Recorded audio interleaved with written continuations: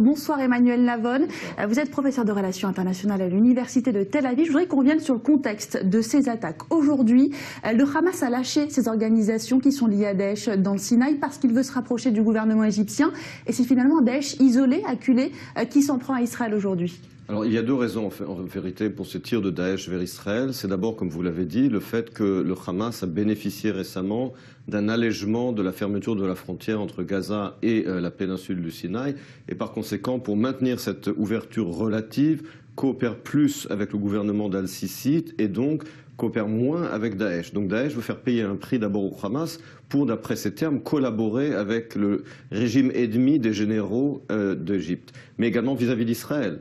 Faire payer un prix à Israël parce qu'aujourd'hui, finalement, la lutte contre Daesh, c'est grâce à une coopération militaire et sécuritaire très étroite entre Israël et le gouvernement Al-Sisi.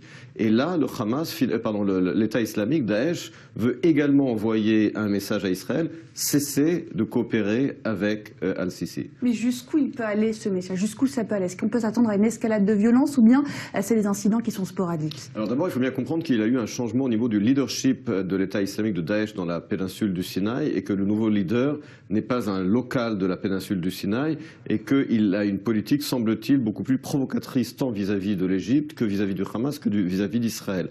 Jusqu'où ira-t-il?